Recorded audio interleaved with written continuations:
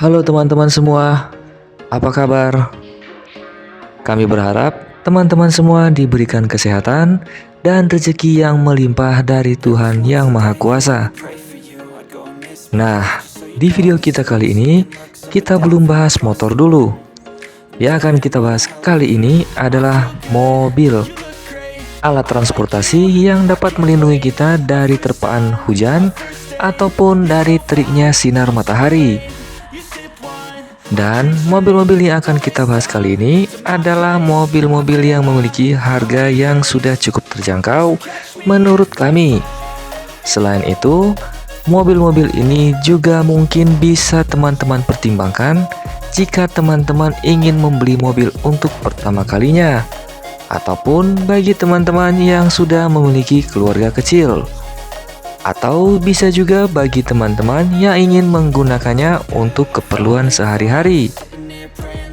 Karena menurut kami di beberapa marketplace, harga mobil-mobil ini sudah cukup terjangkau.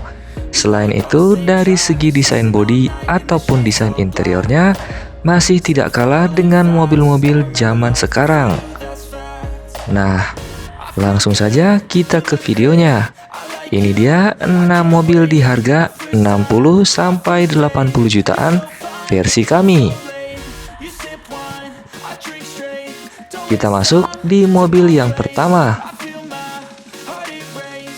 Di mobil yang pertama ini ada Nissan Grand Livina tahun 2007. Mobil dari pabrikan Nissan ini dibekali dengan dua tipe mesin, yaitu mesin 1500 cc DOHC dan mesin 1800 cc DOHC. Dua mesin ini memiliki output tenaga yang berbeda, yaitu 107 horsepower pada mesin 1500 cc dan 126 horsepower pada mesin 1800 cc.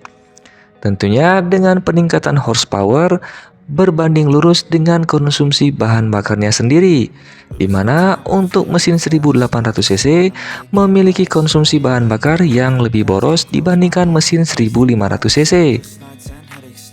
Melihat dari konstruksi bentuk bodinya dan konstruksi kursinya, mobil ini digadang-gadang untuk melawan eksistensi dari Toyota Avanza ataupun Daihatsu Xenia yang waktu itu sangat merajai kelas low MPV.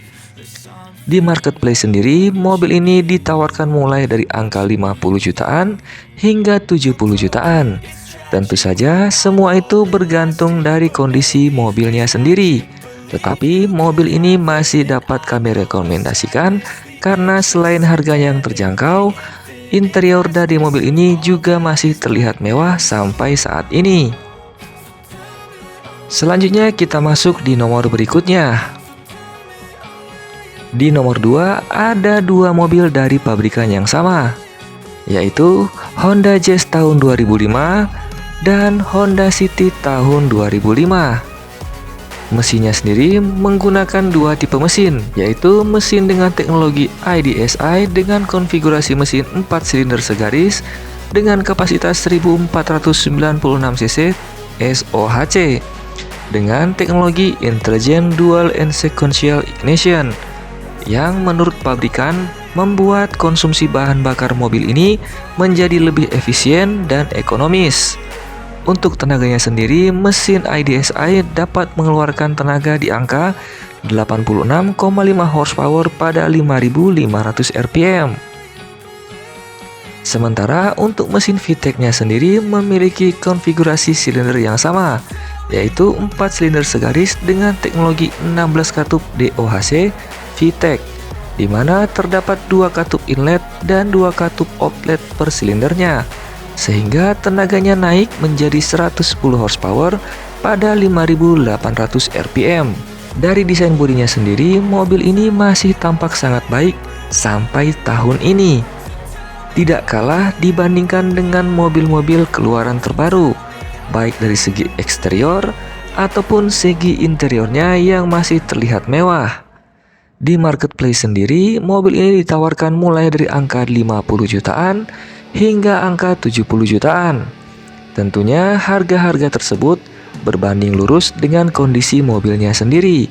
Apakah mobil yang harus banyak dilakukan perbaikan di berbagai sektor, ataukah mobil yang tinggal pakai saja? Dari segi desainnya, mobil ini masih tidak kalah menarik dibandingkan dengan mobil-mobil LCGC tahun yang lebih muda. Mulai dari tarikan desainnya yang sangat sporty, hingga desain interiornya yang masih terlihat sangat mewah dibandingkan mobil-mobil LCGC yang lebih muda. Dua mobil ini masih dapat kami rekomendasikan bagi teman-teman yang ingin membeli mobil untuk pertama kalinya dengan harga yang cukup terjangkau, ataupun bagi teman-teman yang sudah memiliki keluarga kecil. Karena melihat harganya, mobil ini sudah cukup terjangkau untuk beberapa kalangan. Meskipun ada beberapa orang yang mengatakan bahwa onderdil dari mobil ini masih tergolong cukup mahal. Selanjutnya kita pindah di nomor 3. Ada mobil dari pabrikan Suzuki, yaitu Suzuki Karimun Wagon R. Dari segi desainnya, mungkin mobil ini bukanlah selera semua orang.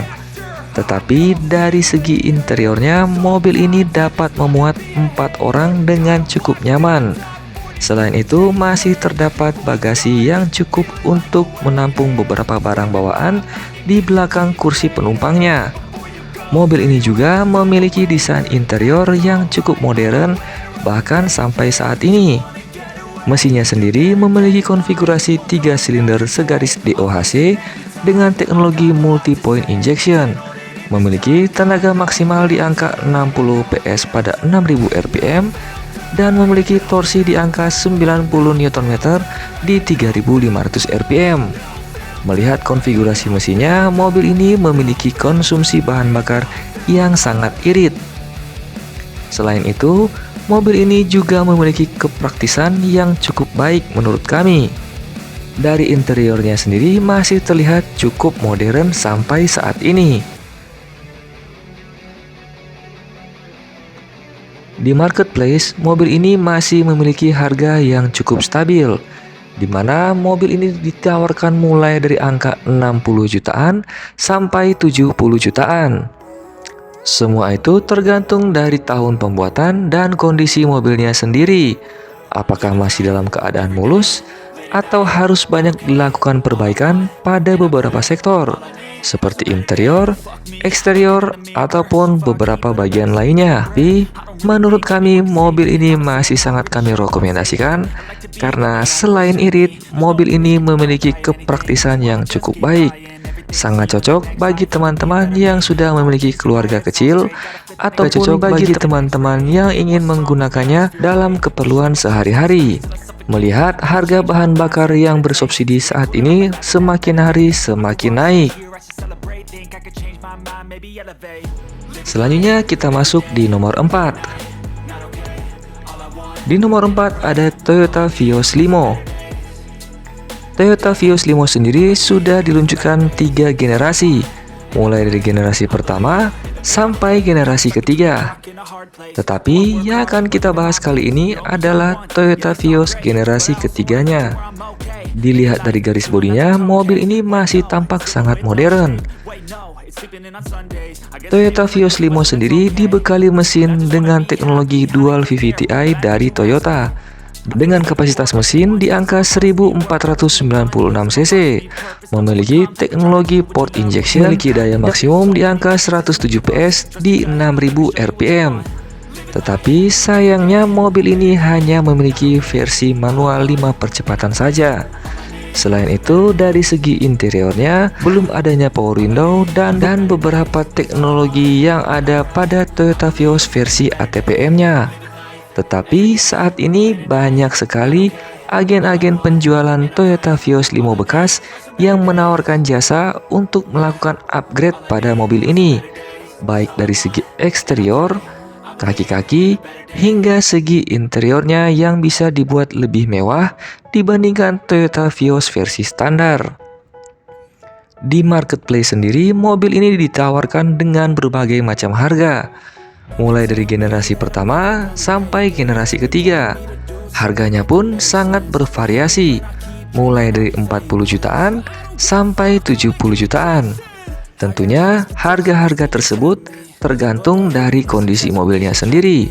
Apakah masih dalam kondisi yang sangat standar atau sudah banyak dilakukan upgrade di berbagai sektor. Tetapi mobil ini masih bisa kami rekomendasikan bagi teman-teman yang ingin mencari mobil yang digunakan untuk keperluan sehari-hari.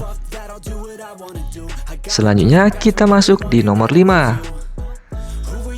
Di nomor 5 sendiri ada dua mobil dari dua pabrikan, yaitu Toyota Agya tahun 2014 dan Daihatsu Ayla tahun 2014.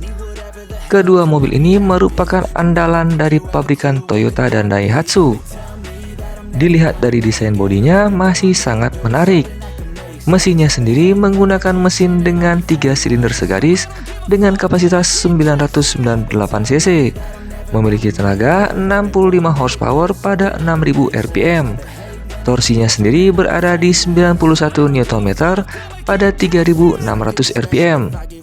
Dan mobil ini terkenal memiliki konsumsi bahan bakar yang sangat irit. Tentu saja, itu disebabkan karena penggunaan mesin dengan cc kecilnya. Dilihat dari desain interiornya, memang masih terlihat modern, meskipun masih banyak material-material plastik yang bertebaran di seluruh interiornya. Tetapi dari segi kepraktisan, mobil ini masih bisa dibilang sangat baik jika digunakan untuk keperluan sehari-hari. Untuk harganya sendiri, mobil ini bisa dibilang sangat stabil. Di marketplace dijual mulai angka 60 jutaan sampai 70 jutaan. Tentu saja semua itu bergantung dari kondisi mobilnya. Tipe mobilnya pun tentu sangat berpengaruh dari harga mobilnya sendiri. Seperti yang kita tahu, ada versi TRD pada Toyota dan versi X serta X Elegan pada Daihatsu Ayla, yang tentu saja memiliki beberapa perbedaan pada bagian eksteriornya, seperti penambahan body kit. Melihat dari kepraktisan dan konsumsi bahan bakarnya yang irit, mobil ini masih bisa kami rekomendasikan buat teman-teman yang ingin menggunakannya dalam keperluan sehari-hari. Mengingat harga bahan bakar bersubsidi pemerintah yang semakin hari semakin naik. Selanjutnya kita masuk di nomor yang terakhir. Di nomor 6 sendiri ada dua mobil dari pabrikan yang berbeda, yaitu Toyota Avanza tahun 2005 dan Daihatsu Xenia tahun 2005. Tetapi yang akan kita bahas adalah versi mesin 1300 cc-nya. Karena pada versi Daihatsu Xenia ada varian mesin 1000 cc-nya. Dari segi eksterior dan interior, mobil ini masih bisa dibilang sangat baik. Karena selain memiliki interior yang cukup modern, kepraktisan mobil ini memang sangat juara. Karena dapat memuat 8 orang penumpang dewasa di dalam satu mobil. Mesinnya sendiri dengan tipe 4 silinder segaris 16 katup DOHC dengan kapasitas silinder di angka 1298 cc dan daya maksimal di 84 horsepower pada 6000 rpm. Torsinya sendiri di angka 115 Nm pada 3200 rpm. Untuk versi pertama hanya tersedia versi manual 5 percepatan saja. Melihat dari respon pasar yang cukup bagus, akhirnya Toyota melakukan upgrade pada bagian mesin dan transmisinya, di mana untuk versi berikutnya Toyota menyematkan teknologi mesin VVT-i dengan konfigurasi mesin 1298 cc 4 silinder segaris. Daya maksimumnya sendiri naik menjadi 88 sampai 91 horsepower pada 6000 rpm. Torsinya sendiri naik di angka 119 Nm. Mesin dari mobil ini memang sangat legendaris sampai saat ini. Tak heran di marketplace harga jualnya masih terbilang sangat stabil. Untuk Toyota Avanza dan Daihatsu Xenia tahun 2005 dipasarkan di angka 60 jutaan sampai 70 jutaan. Desain bodinya sendiri masih bisa dibilang cukup modern. Selain itu, mobil ini memiliki konfigurasi jok 3 baris seperti layaknya Nissan Grand Livina dan masih terdapat bagasi yang cukup untuk memuat beberapa barang belanjaan jika ketiga barisnya digunakan. Selain itu, mobil ini memiliki AC double blower dan banyak bengkel-bengkel ataupun mekanik yang dapat memperbaiki berbagai masalah dari mobil yang satu ini. Tak heran jika mobil ini masih menjadi favorit bagi teman-teman yang mengincar mobil untuk digunakan dalam keperluan sehari-hari ataupun bagi teman-teman yang sudah memiliki keluarga. Tapi mobil-mobil yang tadi kita bahas tidak selamanya memiliki nilai positif. Kekurangan dari mobil-mobil bekas yaitu mobil bekas tidak akan memiliki kualitas seperti layaknya mobil yang baru keluar dari ATPM. Selain itu, mobil bekas memiliki potensi perbaikan yang lebih besar dibandingkan mobil baru. Karena kita tidak tahu gaya mengemudi dari pemilik sebelumnya dan riwayat perawatan mobilnya sendiri. Mobil bekas tidak memiliki garansi yang panjang selayaknya mobil yang baru keluar dari ATPM. Sehingga kami menyarankan bagi teman-teman yang ingin membeli mobil bekas, menyediakan dana perbaikan untuk mobil-mobil tersebut. Nah, itu tadi beberapa informasi yang dapat kami sampaikan pada teman-teman yang ingin membeli mobil bekas dengan harga yang cukup terjangkau menurut kami.